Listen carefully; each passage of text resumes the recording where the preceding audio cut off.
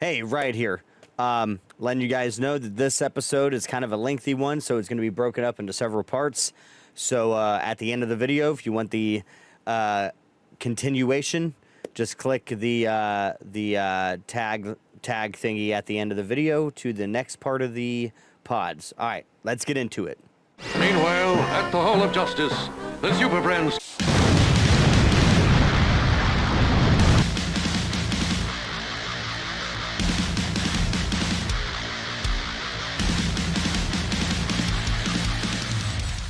Hey, what's going on, guys? Fucking Two Bald Dudes comic book podcast is back, and we're gonna try to get these back on fucking track, talking about the comic book stuff. I do cuss a lot, and so cussing is allowed. This is, yeah, I don't know what I'm doing, so we're doing it again. We're gonna talk about fucking Superman today, but before we talk about Superman the movie, let's do some fucking plugs. My name is Riot TTV. I'm a variety Twitch streamer. You can find my links down below, and don't forget to hit the fucking subscribe button and the bell notification so you don't forget or miss anything. I'm also a ambassador for Advanced GG. You go to theadvancedgg.com and use RTTV10 at checkout. You get 10% off of your purchase, and you can also follow all my other social medias down in the links below. Rundown, what about you? You got some stuff to plug? Not really. I've been on a streaming hiatus. I'm Rundown015 everywhere if you want to see all the nerd shit that I post about, or, you know, political rantings, because I've been doing that a lot lately. That's fair, that's fair. And we have us a guest, our homie Invincible, dude. He is center imposed in the big screen here. He's a big comic book dork, too. Invincible, tell us about yourself. Hey everybody, my name is Julian Invictus, the streamer formerly known as the Invincible One before I changed my my channel name. Currently on an indefinite hiatus, but I am a lifelong comic nerd. I actually got my start in live streaming, running a talk show called Tea Time with Invincible, back in like 2017 when I first moved up here, and it was all about like versus battles and stuff like that. And so like this is like my meat and potatoes, like my very nurturing bread. The comic fandom is my Smallville, so it's very exciting to be here, and I'm super jazzed to be talking about the film today with some people who are genuinely excited, because the first time I talked about it was not a great experience. So this is a great opportunity to do something different. Right on. So now just letting you guys know, whoever's watching this video, there are going to be spoilers, because this has been out for what, like a month now? Right? Oh yeah. Yeah, so actually a month yesterday. Yeah.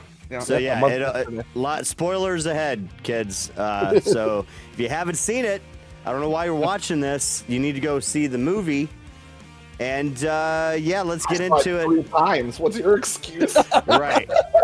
So I will just say that I absolutely loved the Superman movie. I am not a big Superman person, as you can see behind me. I have a lot of Batman shit. I like Batman. Batman is daddy. Fucking, I don't know. I've always been a Batman fan. I like the duality of the character, but I've respected Superman for a long time, because if it was not without Superman, in my opinion, there would be not any superheroes or that we know of. And yeah, I thought the movie was great. What did you guys think? Why don't we go for our guest first? That's very generous of you. I will take this opportunity without trying to politely decline. I unequivocally loved this movie. And the thing is, I'd already seen it twice. The first time I talked about it in IMAX, and the third time I saw it in standard definition. And the thing that I feel like every time I went to go see it, I appreciated something different about it each time. And to me, that is kind of the jewel of this film, is that it's so well done and so well paced, and it allows each scene to breathe in such a way that each time you watch it, you can actually observe a new aspect of the film. Like, it wasn't until the time I saw it in standard edition that I saw the Justice Society mural in the future under construction Hall of Justice. It took me 3 times to finally catch it in the moment, because I kept being drawn into there's different details that I got absorbed in each time I watched the film. And it wasn't, and the background details that in the storytelling that Gunn was doing were so vivid, but everything going on in front of it was so interesting that I had to watch it 3 times just to finally pierce back to that layer to absorb that information. Yeah, so I loved it. It was an unequivocal masterpiece. I, from day one, was in Gunn We Trust because Gunn started off with this whole thing began with a tweet of a cup of coffee and an omnibus version of the greatest Superman story ever told, All-Star Superman by Grant Morrison, the greatest comic book writer of all time, and I will fight you on that. And it was in Gunn We Trust from day one. And when I walked out of that theater after that fade to white and I'm a punk rocker, yes I am, it was, I sell my soul to you, Lord and Savior Gunn. I will do anything for you. I will fucking die. The glazing is real right now. The glaze, listen, but this glazing is earned, and I can back it all up. Yeah. But please, no, for sure. How you felt about it, dude. So even before the movie came out, like you said, he announced it. I was on board right away, because it came out early on what type of story he was trying to tell, that he wanted to, bring the symbol of hope back. Excuse me. And the very first time I heard those chords of the guitar for the teaser trailer, I cried. I could feel the serotonin in my brain. Dude, my tears started, and I was like, holy crap, I am 5 years old again. Because that is the first time I watched Christopher Reeve 78 when I was 5, back in 1985. And that's a core memory for me. Like, I don't remember much from when I was 5 years old. Who does, right? Right. But I remember watching Christopher Reeve fly for the first time. And those feelings flooded back to me with a simple guitar chord. You're going to make me cry, Rundown. Dude, that's fucking beautiful. Dude, like, for real. This movie. You laughed, you cried. There was a lot of emotion in this film. And that wasn't even, like, we hadn't seen anything yet. All we saw was a goddamn logo and a guitar chord. So I was all in.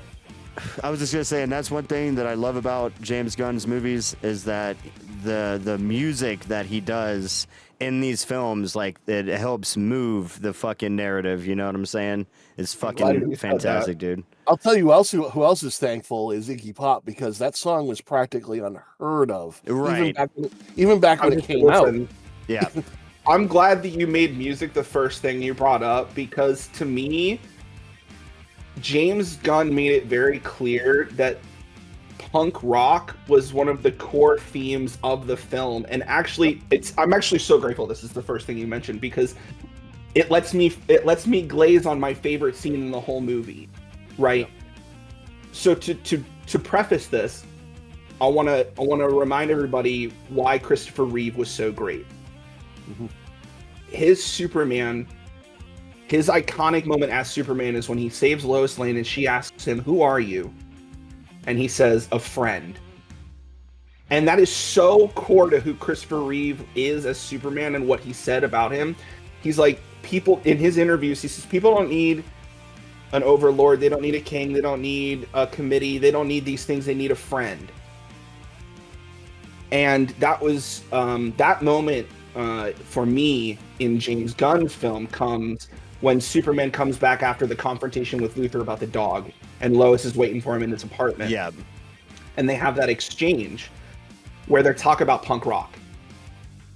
And you when you first hear it, you're like, why are we talking about punk rock and like the Mighty Crabtrees or whatever? Like, why are we talking about these dudes right now? And then you get down into this nugget where Lois says, "I'm just this girl who likes punk rock from Bakersville, and I don't trust anything. I question everything. But you're Superman. You trust everyone, and you think everybody you meet is like beautiful." Yep. And his response is exactly what the heart of this movie is. Yep. and he says maybe that's what punk rock really is. Right. Maybe that's real punk rock. Maybe that's the real punk rock, and that is the mission statement of this whole movie, is that punk rock means trusting people and finding the beauty in them and helping them, being their friend. I will say, as somebody who used to be heavily in the punk scene, like growing up and stuff, like yeah, you have like nihilism and, you know, anarchy, fuck the government, whatever, but people that think that's what punk rock is, you know what I mean? To me, I muted myself. To me, punk rock is like individualism and like free thinking, and like also like I've always been cool with everybody as long as you're not a fucking asshole or a fucking dick. You know what I'm saying? I'm cool with you. You know what I mean? I have my, you know, everybody has opinions, shit, whatever. We all think how we want to think and shit. But to me, the core of punk rock is fucking being accepting of people and like realistically trying to do the right thing. Cause like, yeah, I've met some shitty punks growing up, but I've also met some really cool punks and metalheads who just want to do the right thing and will literally give you their leather off their fucking back. You know what I'm saying? Their fucking jacket, dude. Juggalos is another great example of people you wouldn't expect to be the fucking most wholesome individuals ever. Yeah, right. The fact of the matter is it's about giving people the benefit of the doubt and then judging them after their actions. Right. Let them prove to you who they are before you make a judgment about them. Yeah. And if they prove to be someone you don't want to be around, don't be around them. Right. That sounds real familiar. I feel like someone said that in that movie. Almost word for word. But yeah, so Hope Corps was born with this movie. Oh yeah. Dude, it's the closest thing to live action 3-color comic that I have ever seen. Like when the night that I saw Superman, I came home and immediately reached out to you, Rundown, because you're like my token Superman guy, you know what I mean? And fucking I told you, I was like, I saw fucking Superman. And I was like, dude, that was literally watching a comic, like a Superman comic on the big screen. Because, like... What was the first thing I said to you? You're like, that's fucking Superman. No. I actually think you said Superman's punk rock or some shit. But I also said that you finally get it.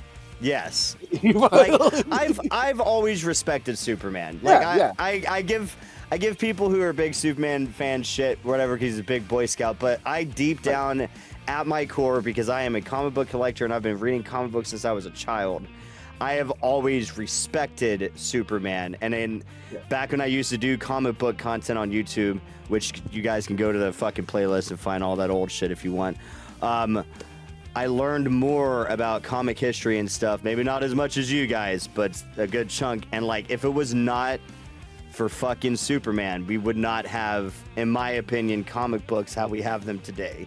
It's the reason why they call Superman the granddaddy of all superheroes. Yep. There were comics before Superman, but it was like noir and like western and shit. It was noir, western, pulp heroes, stuff like that. So would there be superheroes today if there was no Superman? Flash Gordon, sure. He-Man. Flash Gordon, yep. Sure, there would be. He-Man was later. But they would definitely be very different than they are now. Absolutely. You know? We wouldn't have had the guys in the circus strongman uniforms and stuff like that. That's what people forget, is that Superman's costume was based off of circus strongman. Yeah. That's why you have the underwear over the tights. I want to talk about that. We'll get to that later. We'll get to that. We got to get through the movie first. Yeah. All right. Go ahead. Let's break it down a little bit. Let's start with talking about the cast a little bit. What do you guys think?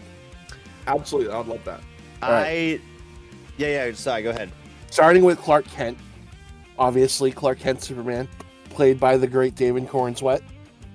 I know a lot of people, when they first saw the first images of him as Clark and Superman, people actually received him better as Clark, I think, than they did as Superman. Which, as soon as I saw the costume, I don't know about you guys, I was hooked. I was in. Sold from the moment he was cast. Yeah. The moment I heard David Cornsweet and Rachel Brosnahan and Nicholas Hoult, I was already sold on this movie. Nicholas Hoult, dude. I didn't Yeah, need to. See, I didn't even need to see them in costume. I was already sold. Yep. Period. So- I knew that they had the look, but Corn Sweat. I mean, he sold me. I didn't know who Immediately- Corn Sweat was before this, honestly. Seriously, I was gonna say I didn't know anything about him, but when I saw that costume, and like I saw some people online like fussing about how it looks too cartoony and shit, I was like, that's what we need. We don't need a dark Superman. We need bright blue and red. And, you know what I mean? Like we need that. We needed that. The way I put it was, this summer we need one cheeseburger comic book movie. And what I mean when I say that is right out of Parks and Rec, when Ron Swanson shows up in a grilling competition where everybody's presenting frou-frou, deconstructed hamburger shit. He shows up with a charcoal grilled patty on a white bread bun and a slice of American cheese. There's ketchup available if you'd like to add that. Yeah. And people bit into it and they fucking loved it. Gotta go And with the that's classics exactly sometime. what this movie was Yeah. a cheeseburger movie. So, interesting facts that I looked up about Mr. Corn Sweat. A fellow Juilliard graduate along with Christopher Reeve. Yeah. I heard that as well. Yep. He was in projects like The Politician, something Hollywood, and a horror film named Pearl. I never heard of that one. I don't know if you guys have heard of any of those projects. But that could be because he sold me by look, but what sold me as him as Superman was an interview that they had with the cast, which had great chemistry on and off the screen, which is huge. David brought up the trunks. Yep. Because Gunn He's had the been reason trying to why we figure got out- them. He's the reason we got him. He convinced Gunn that the trunks didn't need a function to exist, that they simply existed to look a little silly. Yeah. Because he doesn't need to look badass. He needs to look a little silly so that people will trust him, so that kids will run up and give him a hug. Or somebody will ask him for directions if they're lost. That they trust him with just regular stuff and they don't just glaze over and can't talk to him because they start babbling. That they just see him as a buddy. Think about it in real life when you see someone in a costume. Like especially if someone looks like a Superman cosplayer, right? And I've seen videos of these on TikTok and stuff like that. These guys that look a lot like Superman, they look ridiculous, but they look ridiculous in a good way. Yes. And kids They look react to that. ridiculously approachable. Yeah. And kids love that. In my opinion, so like to the whole cosplayer thing. Cosplayers who make their costume look like comic book accurate, like they look ridiculous, you know what I'm saying? But they look ridiculous in a good way because like these characters aren't supposed to fucking be terrifying, you know what I mean? I mean other than like characters like Batman, whatever. But like a lot of characters, bright colors, approachable, supposed to be helping you. You know what I mean? Like, I love Batman, but I would be freaked out to like approach him in a dark alleyway. You know what I mean? Well, here's the thing about that though. Like even Batman lightened up his approach because of characters like Superman, because of the influence of his friend Superman. Yes. Like that's why he carries a lollipop in his utility belt for when he rescues a scared little kid. Yeah. You know? And if you remember, if one of the panels of one of the Batman comics, Nightwing goes into Bruce's utility belt, pulls out a lollipop, and gives it to a kid they just saved. That's fantastic. Dude really does have everything in that belt. All right, so fucking Corn Sweat, dude, fucking phenomenal fucking Clark, phenomenal fucking Superman. I loved that his suit as Clark Kent was baggy. That was straight out of All-Star Superman, by the way. Right on. Because when in All-Star Superman, when Clark is Clark Kent, he hunches down. He looks pudgy. Yeah. He hunches down. His suit is like 2 sizes too big for his body, and these are the like things. a bowl in a china cabinet. Yeah, And they even talked about the hypno glasses. Because people, and especially in this day and age where we have facial recognition, we have people but even Henry Cavill back in the day proved that people just ignore you. Like, he walked through Central Square in New York in a Superman t-shirt with a huge billboard of Batman v Superman going with his face on it, and people ignore his ass. That's crazy. I mean, nobody's. I mean, unless you're out there in a crazy get up with, you know what I mean, fucking, that's like me if I went out in public dressed as Harley Quinn. You know what I mean? Yeah, people are gonna look at me. But if you're just a normal looking person, nobody's fucking paying attention to you. And I think David Corenswet changed his appearance. The costuming people changed up his appearance enough that they looked like two different people almost. Yeah.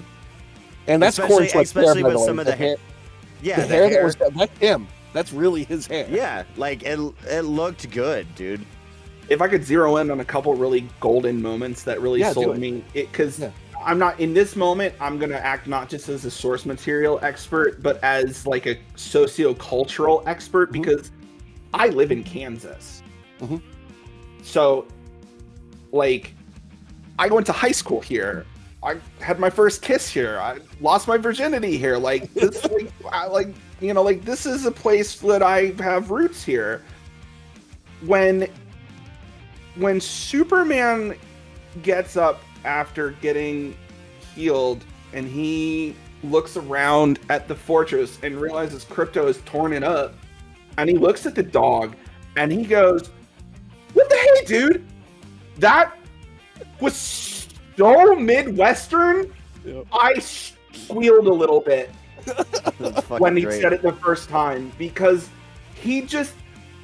I need you guys to understand, at every phase, whether he's in costume or not, that character is a Midwestern boy.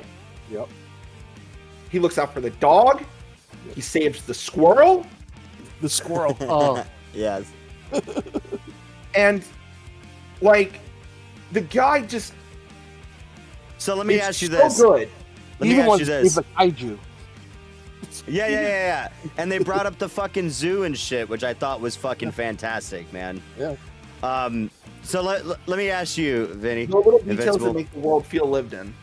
So you're from Kansas. I am. The part, and I know we're bouncing all over the place with this movie, but the part when my outline. Fucking Mr. Terrific is get up, man.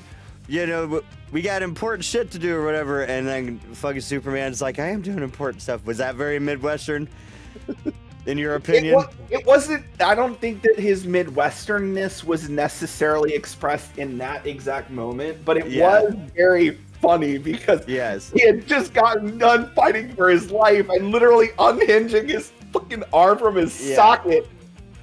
Can I take a breath? Hold on just a second.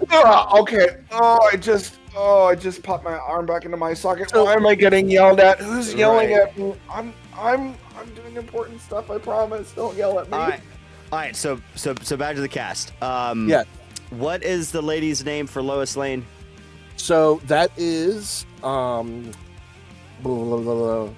the hell's her name? Rachel Brosnahan. So I just want to say, I remember the OG Superman movies and stuff all over the place because I've seen them, but I don't know them by the back of my hand. But her entire sassiness and demeanor and just everything really reminded me of the Lois from back in the day, and from the Lois from the comics. This fucking movie, this was a fucking you don't ask this version of Lois. You don't ask why Superman's not with Wonder Woman. Right. You don't need to ask that. Right. Yeah.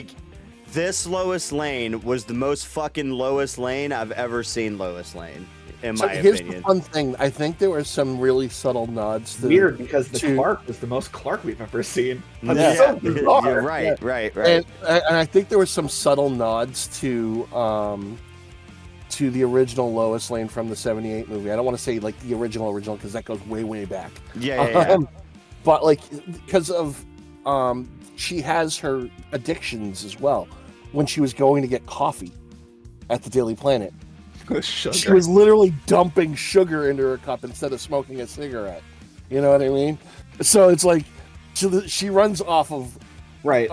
She's always got some sort of vice. Yeah, so she has her own little vices that gets her through the stress of being Lois Lane. Yeah. Right. So I thought that was a very subtle and nice nod to some of the old school a little bit as well. I agree. But yeah, she is fantastic. Yep. And Nicholas Hoult, Lex dude, Luthor. Okay. Nicholas Hoult. I want to talk about Hold on, wait. We got to spend at least 5 minutes talking about it on the Bald Guys podcast, right? Yeah. Of course. Minimum. So, hey, okay. there was a lot of bald representation in this movie when you think about it, was. because we also got Metamorpho. Yeah. But, okay, so that dude, I absolutely fucking love him and almost everything he fucking does. Genius. Mad Max Fury Road. Fucking Mad Max, X-Men. the fucking X-Men. Alexander the Great. Did you guys ever watch that shit? Fucking fantastic, and the way he's so fucking unhinged and shit. Yep. But like this Lex Luthor, like there's been a couple of Lexes out there that I've really liked. Like what's his name from the fucking CW fucking Supergirl and shit? Michael Rosenbaum. Yeah, like he was pretty good, you know. Wait, Michael what are you Rosenbaum was talking about? Smallville. He was talking about John Cryer. Yeah, sorry, John Cryer. Fucking was pretty fucking good. Yeah. But this Lex, like, and I'm not trying to like take from like other podcasts I've listened to, but like they've made really good fucking points. Like the fact that he fucking cried at that one point because he fucking lost.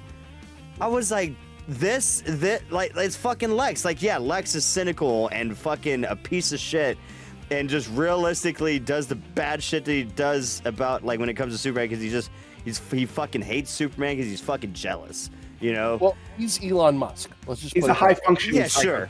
Yeah. He's Elon Musk. He's a narcissist sociopath, and he didn't get his way, so he had a temper tantrum. Right, and like the fucking like I don't know, his performance was so fucking good, and the fact. It really was. Like I don't recall ever seeing this in like a Superman movie. Maybe like the cartoons, whatever, and maybe in some comic books. But like the fact that he had like his whole fucking like entourage, like squad with him, fucking doing computer shit. Like I was like, this is fucking fantastic. Like, you know what I mean? The way I put it, I like to put it is that this Lex Luthor is power suit, power tie, power armor, baby. Yes. Yep. Yes.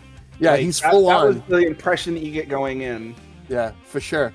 He's definitely the version from like he takes a blend of the Justice League animated Bruce Timm era version of Black, which was very power suit, power tie, power armor, and he merges it into Michael Rosenbaum's Smallville version of Lex Luthor. You very much believe that this Lex Luthor. This is the Lex Luthor from Smallville who grew up without being Clark's best friend, but he's also the exact same Lex Luthor you'll meet in like 20 years or 25 years in All-Star Superman #1. Yep. Yeah, and they really managed to triangulate the character in a genius way. The way that Gunn blended the Superman characters and presented each one from the mold that he decided that he created for each one. Yep. He does in film what Grant Morrison did in All-Star, which is take all the characters from the different comics, blend them all, and put them into one. It could be any version of Superman's story. This could be any version of Superman's movie. That's why he didn't need to spend 20 minutes giving us a fucking origin story like every other mook, and instead we get the most elegant intro into a Superman movie that you could ask, which is just like maybe 2.5 minutes of text explaining it's Superman. We trust the audience, which the audacity of trusting an audience in 2025, media illiterate, bastards that we are. But like when it comes to like that whole thing, like when the movie started and I saw that, I was like, this is fucking great, because those, like, yeah, you got some people like this is gonna be some people's like first Superman, you know what I mean?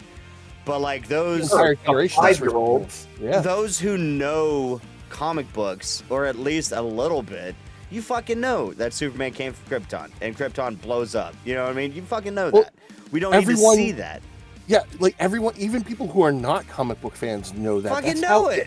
Yeah. That's how integral Superman has been to the culture, to the American culture, and to the greater world audience at this point. Yeah, Shield is iconic and identifiable across the globe as the American flag and the Christian cross. Yep. Like, yeah, it really is. Krypton blowing up is like fucking Martha Everyone Wayne's knows fucking pearls. You know what I mean? Everyone knows it.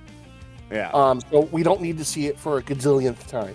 Right. I love how they explain, like, this is 3 years in, so he's not even at peak power level yet. Right. I liked how they're like, and 3 hours ago he lost his first fight. Bam! Right. I can't begin to tell you how elegant that decision was, because you know, again, the origin story brevity. Superman and Lois did that really well, and then Grant Morrison did that really well. This is the entirety of Superman's origin story on one page in All-Star Superman #1, and then James Gunn did it again, and the loop of 330. 3, and the 3 months ago he started dating Lois. All those threes in there was really just, I mean, it's chef's kiss. It's literary awareness and resonance that allows you to like really ground yourself in the sense of how much time has passed, right? The 3 years since Superman arrived, the 3 months. We lost some audio on your mic there for a second. Hello. You're back. You're back. But sorry, so you know, it gives you a really great sense of time, which is important in film, right? Pacing and understanding in the sense of progression. Time is something Superman does really well compared to a lot of movies like Summer that will not be named right now. And Superman's ability, Gunn's ability to be like 300 years ago, metahumans showed up. 30 years ago, Superman showed up. You know, 3 years ago, he emerged as a figure. 3 months ago, he started dating Lois Lane. 3 hours ago, kicked for the first time. It's just like, you know, like 3 weeks ago, he intervened in a military conflict. All of the setting is so tight, and it gives you an idea of how much time has passed. And then, boom, he just lets it's like winding up a key on a toy and just play out, trusting the audience. Yep. Fucking but yeah, like I would say like this whole cast was fucking fantastic. Beautiful. Amazing. Yeah. The Daily Planet characters were all great. The Justice Gang characters were all great. And I want to address something that I've heard a lot of people complain about, talking about how ensemble film, and I want to really deconstruct that idea entirely on one thing. There's no such thing as a DC hero that exists in a vacuum. That's what makes DC characters unique. Marvel heroes, you have those solo comics, they strip them down, they make them feel very alone. Venom always feels very alone. Thor always feels very alone. Iron Man, Spider-Man, these guys always feel very alone. No one is ever supporting them. And so it's really easy to distinguish, well, the Spider-Man movie is about Spider-Man, and so 90% is Peter Parker and 3% is... We keep getting a little audio cutting out on you. Hold on, there is one thing I'm going to do real fast. But yeah, my sensitivity is down. But that whole idea, you have to in Superman. It's always Superman and Lois Lane and his best friend Jimmy and Perry White and the cool people at the Daily Bugle and his mom and dad and his cousin and his fucking dog. Of course it is. And that's how DC characters exist. They have an ecosystem around them. Batman has Alfred and Robin and Batgirl and Nightwing and the whole entire Bat family. Every character has a family in DC. They're always going to be ensembles. Yeah. And it's been organic through the years of DC Comics. Like originally they were alone, but it's evolved over time. Absolutely. Right, you know? And DC, like there's a reason why they call it the Bat family. There's a reason why they call it the Superman family. They have that support structure. So you add in characters that are already established. Guy Gardner, Green Lantern. Even when they were doing CW stuff in the Flash always has a team around. These characters always have support systems around them. Yeah. There's the people in the chairs, you know, the guy in the chair. Yep. And like, so for to see characters like Guy Gardner and Mr. Terrific and Hawk Girl show up in this movie, it's like you said, they don't exist in a vacuum. And the fact that there's one scene in particular, the scene that we talked about earlier, the punk rock scene, what's going on in the background? They're fighting a fifth dimensional imp. Which I dimensional imp. We don't know. Hey, we don't know what dimension it's from. We don't know what dimension. You know, I thought that shit was fantastic. Imp. That could have been fucking. Yeah. That could have been fucking. Mixie. Yeah. No, I don't think it would have been Mixie. But that could have been Bill Cipher. The thing about it that. Sorry, go ahead, Jug. No, what I was going to say is, Lois. I was checking to see if you guys were Gravity Fall fans, and I want you to. No, I'm not actually. So I didn't know. You both just failed horribly. Yeah, that's all right. That's all right. But no, but like everyone, like even like when the still shot came out of Superman putting on his boot, and that imp in the background, and people were going nuts. Like, why isn't he Russian? God. I'm like, trust the fucking process. This is not the only character in existence. That can fight villains. So when Lois looks out the window and says, "Do you think you need to deal with that?" He's like, "No, they got it." Oh yeah. He trusts the other heroes. He might not agree with them, but he trusts them to do the job. Yeah. He's like, no, I can take a breather and have this conversation with you. They got this. It's just a dimensional imp. The world feels lived in. This is just another day for these people, and it's normal for them. The world feels lived in, and that is why, like, Gunn as a director, if we could talk about Gunn as a director for a little bit. Oh, I'm down. The way that he tells his stories, the way that he builds his worlds, they all feel lived in. When Superman crashes into the ground and he's surrounded by people, someone from the crowd, Mali, volunteers himself to become the surrogate for the entire crowd to communicate to us what Superman means and how the people feel about him in that moment. Oh, Superman, no, it's fine. Let me help you up. He's like, no, you got to go. It's dangerous. You got to get out of here.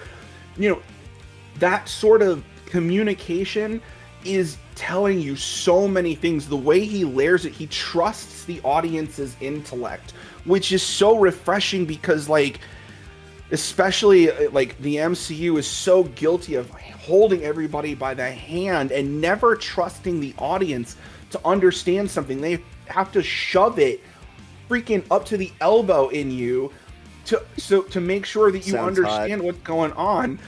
I mean, listen, I'm not going to yuck anybody's yum, baby. I'm just kidding.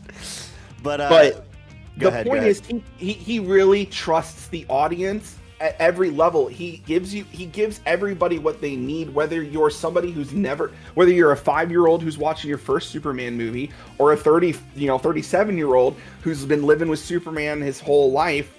You know, my intro being like the golden age cartoons, you know, for Superman. That's how I got into it. That's was how I got into it. My grandparents had them on VHS. That's how I got into Superman. Yep, I saw those as well, kid. And you see all of that. Mine was there's little Bruce bits Tim. Of it everywhere. Yeah, Bruce Timm's a great way to start. Oh, absolutely. People like. In fact, the Superman animated series and the Batman animated series, like, that's what I fucking grew up with. And the cool thing about those two shows was the fact that they were in the same universe, but they had very different looks to them. Yeah. The original Batman the Animated Series, like season 1, I don't know if they evolved later on down the line, but it was drawn on black paper. To make the colors pop. Yeah. That's why the sky was red. Yeah. And in Superman, everything was colorful. Everything was bright. It was Gotham City versus the city of tomorrow. Yep. You know? And that's what James Gunn is going for with this DCU. Every particular character, every particular genre within the DC universe is going to have its own theme. You have your Peacemaker. It is not going to take itself seriously. It's going to be swearing. It's going to be gory, because that's who Peacemaker is. Right. He's essentially the Deadpool of the DCU. I don't know. I would hilarious. I want to see, and I don't know if it's going to happen, like, speaking of, like, the Deadpool of the DCU, like, Because I mean, in my opinion, that's been like Harley, because the Harley Quinn comics and shit. So there's a couple of characters you could fit into that frame. True. There's also Plastic Man. Yeah. But what I'm meaning right now in the current DCU of what we have, he is the Deadpool of the DCU. Yeah. I'm just making a correlation on comedic factor, gore factor, ridiculous. He hits the same notes. He hits the same notes, exactly. Without breaking the fourth wall, he hits the same notes. Don't fuck Wookiees. And then sitting there lecturing like the non-violent no-kill heroes on the screen in the middle of like a kaiju fight with Superman showing up. Yeah. Right. And then you have what's coming up is Clayface. The Clayface movie that's coming up. I am excited to see this. He's described it as a body horror flick. That is going to have an incredibly different feel than Peacemaker. That's going to have an incredibly different feel than Superman. And that's the way it should be. It's like because it's like Julian said, it doesn't exist in a vacuum. Yeah, and it's like having the different themes, and like I'm excited to see what DC is going to be doing going forward. The different themes, it's like picking up a different comic book, you know? Yeah, exactly. And that's what we want. And every movie is going. And he's already said this. Every movie is going to be a standalone. Yeah. Every movie is going to have a beginning, a middle, and an end. It's going to end a story arc. Yeah. We ended the current story arc for Superman versus Lex Luthor. Now there'll be another chapter. He's already begun writing. He's already begun writing the next story for the Superman franchise. He hasn't said what it is. He's just said he's already started it. Yeah. So it could very well be the Superman family for all we know. Right. It's very exciting. There's a lot of really cool stuff that he can do from here. But all right, so I'm curious, what's next on your outline at Seven the Cast? What goodies do you have prepared for us? All right, so we already talked about Lois. We talked about Lex. We obviously talked about David Corenswet. The next one I want to get back to a little bit later because that one was a bit of a dark horse. Let's go to the Justice Gang for a second. Okay, that's the next big point of the movie that we kind of already touched on a little bit. So we're talking about Mr. Terrific, Metamorpho, Guy Gardner, and Hawkgirl. What was your guys' of those individuals? What was your standout? Julian, you want to go first? I'm gonna let you take this one. So the Justice Gang. Okay, so I'm curious to see because they. Like with Hawkgirl, like she's there, but we don't know much about her. Like we don't know much about the in this universe about their origins, whatever. I'm curious to see how they're gonna do Hawkgirl, whether she is just a metahuman or if she comes from Thanagar. You know what I mean? I'm thinking she's Thanagarian based on what we saw. Okay. Because, isn't it now? I don't know a whole hell of a lot about these characters. Like my Green Lantern. Go ahead. Oh, I'm just gonna get this out there. I'm gonna save you from yourself here. The Hawks, as a comic historian, the Hawks are the single most convoluted, most poorly conceived, over and underdeveloped at the same time category of characters that exist in the DC universe. Don't break your brain over it. Do not think too hard about this shit. Okay. If I had to guess based on what we've seen from James Gunn so far, he's taking heavy influences from shows like Smallville, from the Justice League cartoon. So if I had to guess, she's going to be Thanagarian. Yeah, because she's just been here yeah. Right. I would say she's Bruce Timm's Hawkgirl, but she looks like the one in the comics right now. Instead. Right, because she's they made her look like the darkest skinned version. Yeah, there's a dark skinned, dark haired version in the comics. And she's played by Isabella Merced. I don't know if I'm saying that's how Hawkgirl has looked in the comics for the last I want to say almost 10 years at least. Yeah. Since right around the metal. Yeah, even a little bit before that, because during New 52, during Earth 2, she looks Earth 2 version of her. Yeah. Oh, so the New 52 saved my life, and I'm not kidding when I say that. So I'm really digging her. Mr. Terrific. my introduction to him was through the fucking CW verse, and which is very different. Very, very different. But I do like this character as a whole. You know, like I said, these characters I don't know much about them, like other than just like a little bit that I have learned. But so Guy Gardner, like my Green Lantern was Jon Stewart. And a little bit of Hal Jordan. No, the only thing anybody needs to know about Guy Gardner is that he has the most punchable face in comics. Yep. And I've always heard that. Like, now I've never read a Guy Gardner comic. Is he that much of a prick in the comics? Yes. Okay. Oh God, yes. Oh, yeah. Dude, hold on, wait. Yeah, I already know what you're Give looking at. Give me a second. Yep. Yeah, yeah. You know. But Guy Gardner is an utter. For lack of a better term, he's a douchebag. But as the Justice, I keep fucking muting myself.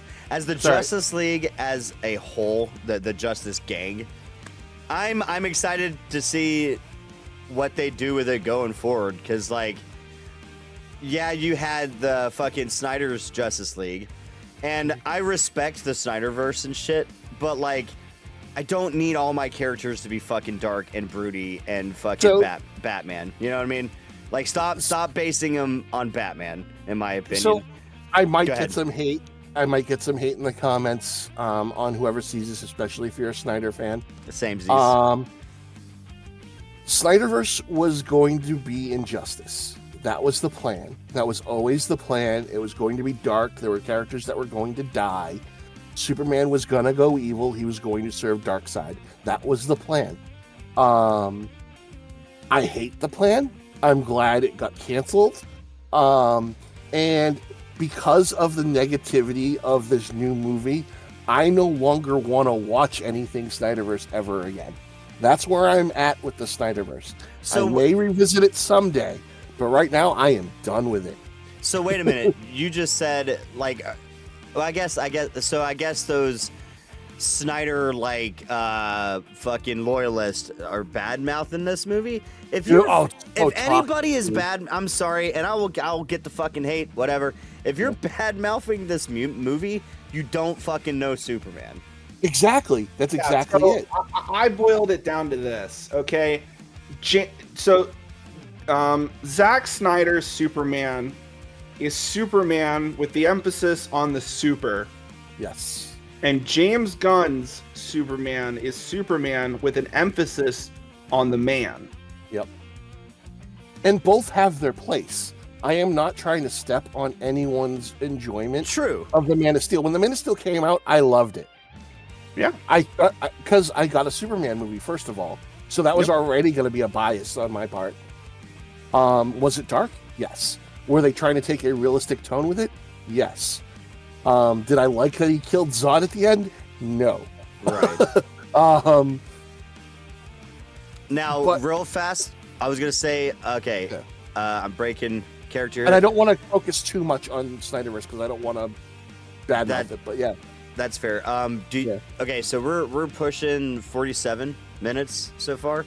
Do y'all want to make this? Do you want to make this a two-parter? I think we keep going until we're done. I think we should go until we're done and make it as many parts as y'all want. Yeah, and then you can split it up however you want. No. I was gonna say I was gonna address the viewer and be like, there's gonna be a part 2, or should I just, instead of saying there's gonna be a part 2, just split it up? Cut it and record. Cut it. Record something to record an intro and record an outro, right? Yeah. And in the intro, you say, or you just record an intro and you say, this one's going to be in 2 parts. Here's the first part. And then in part 2, you record another intro. This is part 2 of the previous conversation. You can catch that episode, blah, blah, blah. Okay. Yeah. All right. Back on track. Sorry about that. No, it's okay. All good. But yeah, so, again, I don't want to badmouth the Snyderverse too much, but because I enjoyed it. My whole thing with the Snyderverse, I respect that universe. I do like BVS and the movies that were put out. Were they not, in my opinion, true to the characters? I mean, no, but I still love them. But I consider them, and I guess they're now considered Elseworld, correct? Like they're not when really, I mean, they're the past. It's done.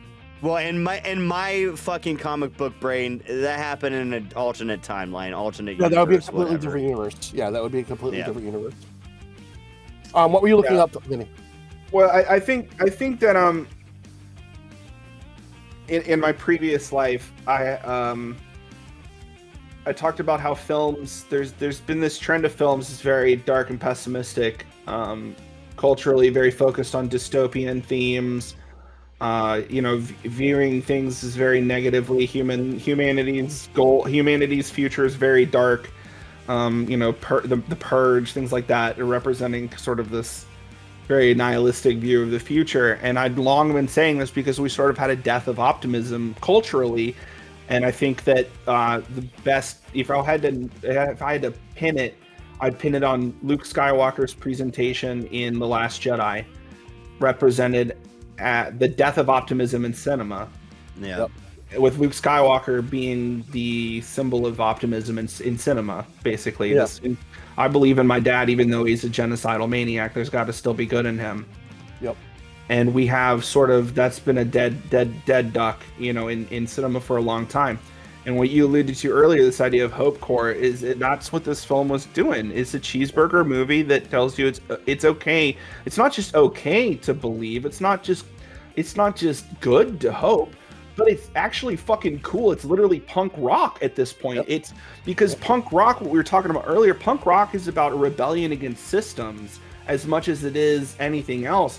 And when the system is dark and brooding and dehumanizing, and it's punk rock to trust, it's punk rock to believe in people again, and to be a good person again, and to stop viewing the world in this dog eat dog world where you're trying to find a way to screw somebody in a deal or whatever. This Superman comes in and decides he's going to be the beacon, and I think that Superman is the right cultural figure to be this standard bearer, to be this torch bearer. I can agree with that. The sun, he's the light in the dark. This era of darkness is over. Superman boldly declared punk rock, optimism is punk rock. Yep. And I guarantee you, in the next 3 years, we're going to see a dramatic shift, because by comparison, Thunderbolts was very dark. Yep. Even if it had a hopeful message.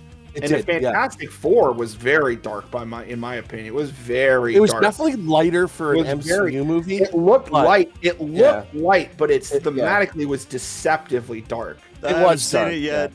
We're not going to get into specifics. Okay. That's the only comparison that to me, that's what the standout was, is like what you expect, like of all the movies coming out in the summer 2025, if you were going to make a cultural shift, if you were going to make a bold declaration, optimism is in again. Superman is exactly the person to do it. And I guarantee you, in the next 3 years, you're going to see a dramatic shift in the tone of cinema. Hold on, real fast. Another thing that I really liked, though, and you had said something just a little bit ago, Julian, about the whole fucking like world-ending, fucking dystopian, whatever. This movie was literally just a fucking fight against Lex Luthor. There was no fucking, well, I guess with the fucking black hole shit, I guess that was kind of, there was that would have been. Yeah. See, that was deceptive in the way it was delivered. It was elegant. It was elegant in its portrayal, but you never felt isolated and alone. You felt like, Superman was there. You had the threat of the world tearing itself in half, which was a beautifully elegant kind of idea. And then, of course, the architect of it is a guy, Lex Luthor, who's so narcissistic that his own building is split in half, and he doesn't even care because he can hover away in a little escape battle. And that commentary, that visual commentary, is so loaded. One other aspect to that as well, talking about that, Superman was going to fly off and stop a battle in another country, right? Mm-hmm. While this was happening, he's like, I can't be in two places at once. It's one or the other. Mr. Terrific's here. He's got this. I'll go help them. Mr. Terrific's like, no, I need you here. And when one of the smartest men on the planet, if not the smartest man on the planet, says, "I need you here," you listen. Yeah. Yeah. Yeah. And having the other members of the Justice I've Gang- heard people say that they wished that Superman had just been flying back and forth between the two just to show how badass he is. If it was a Snyder movie, it would have been. But this isn't a Snyder movie. And Superman has said time and time again, he can't be everywhere. He can't save everyone. And that drives him nuts. Yeah. That is one of the things that drives him bonkers. He holds the world literally on his shoulders, but he can't save everyone. And having the other heroes there to back him up, it's not a crutch. It's not a plot device. It's a living, breathing world. And these characters stepped up when he needed them. Why? Right. Because Superman needed them. What's the point in having other characters if Superman can exist simultaneously at super speed everywhere all the time to save everyone? Right, exactly. So seeing that happen, sure, I thought I could see a version of it where I could be a tearjerker, having the Superman show up and save that little boy and everyone that was holding up the flag and whatnot. But part of me's like, no, I really liked what they did. I liked that they brought the fucking Justice Gang to go do that shit. I liked it. And the thing about it is, like, even though Guy Gardner was a cocky prick, he was doing the right thing. Why? Because it was the right thing to do. Even though he had expressly told Lois he abso-fucking-lutely wasn't going to get involved. He had a change of heart. Why? Because of Superman. Because even though he's a prick, he still knows to do the right fucking thing. He's a man of the cloth. Yeah. In his own words. That shit was so funny. That haircut should be against your vows. What? Oh, what should be what? So, Nathan Fillion was brilliant as Guy Gardner. He's been playing a version of Green Lantern for decades at this point. Usually Hal Jordan. Yep. To see him live action play Guy Gardner, I was a little skeptical at first because of his age. He's an older guy. Guy Gardner's always been portrayed as a younger guy, but he pulled it off. And I'm glad that they're going another road with him, because if he was going to be Hal Jordan, it's been done. He's already voiced him. He's done it over and over again. So seeing him take on a different Green Lantern, and the guy loves Green Lantern. He loves the character. And apparently I didn't know this until recently, but he's a huge Guy Gardner fan. So oh, really? I didn't know that. Oh, yeah. To see him play Guy Gardner was a treat. But out of all of them, I think the standout for me, and I gotta say it, is Mr. Terrific. Yeah, I'm goddamn Mr. Terrific. He stole every scene he was in. Eddie, there's a little dog with a little cape. I'm putting nanomachines in all my blood. What do you mean? What do you mean? You don't? And the other two look down and like, but like Eddie Gathegi got done dirty by by Fox Studios in the X-Men franchise. Yeah, dude. Like the fact that he got taken out so fucking like he was supposed to come back. He's a fucking throwaway character. It's bullshit. They killed Darwin originally with the plan to bring him back. He wasn't going to die. They just never did it. They screwed him over. So this was like a new beginning for him. And he's even said it in interviews. Like he wasn't familiar with the character until the movie, from what I understand. You guys can correct me if I'm wrong, but Eddie Gathegi killed Michael Holt as a character. You said Riot, you said that you're familiar with the version of not Michael Holt, but of Mr. Terrific from the CW. Yes, completely different character. Yeah, very like the CW. Completely different character. The CW version, very smart tech dude, but like kind of wholesome. Kind of seemed a little like unsure, sort of or maybe I'm thinking of like him more out of the costume, like helping Arrow and shit. Also, he became a superhero in 10 minutes. Like, come on. Yeah. Like terrific. If I remember correctly, he just shows up in the costume with the fucking T-spheres and shit. Yeah. In the CW. Yeah, he pretty much came out of nowhere.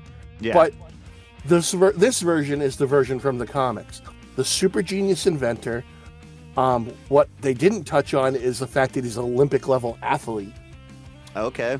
Yeah, he's got it all. He's got the skill, he's got the athletics, and he's got the brains. Mr. Terrific is one of the absolute most unappreciated, underdiscovered black superheroes in existence. It's ironic and there were a bunch of white people. He calls himself one of the smartest people on the planet. Do you know why he doesn't call himself the smartest? He's not an arrogant asshole. That, and he doesn't want that attention. He's smart enough. He is smart enough to not want that attention because people are going to challenge it. Let me ask you this, because this just popped in my brain. Who do you think's smarter, fucking Batman or him? Mr. Terrific, without a doubt. Without a doubt. Other people It hurts create me. things. I take 1d6 psychic damage every single time someone says Batman is in the top 10 of DC's the most intelligent human beings. He is the world's greatest detective. No one is going to take that away from him. However, Mr. Terrific makes his own tech. Bruce Wayne does not. I don't know. Like, okay, so I'm reading. I'm going to sidetrack You're here. telling me he built the Batmobile. Listen to me. I've taken it upon myself to read every Batman comic since 2017, like during the Rebirth shit, because I'm so fucking behind and I'm just reading shit. During fucking Joker War, like he loses everything basically. His fucking wealth, fucking spoilers, fucking Alfred's fucking dead. You know what I'm saying? He doesn't have a Batcave anymore.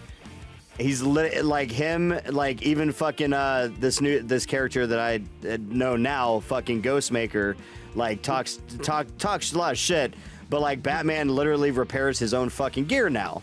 Like his fucking Batmobile and shit. So I'm not saying he's not mechanically inclined. He is. Okay. But more often than not, he is ciphering his corporation to create his toys. Mr. Terrific is in the same intellectual category as guys like Reed Richards and Hank Pym and Tony Stark and Lex Luthor. And frankly, Lex Luthor, yeah. And God bless him, but Bruce Wayne. I'll fight you. Right. I'm just kidding. Let me ask you this question, BB. Who's smarter, Batman or Superman?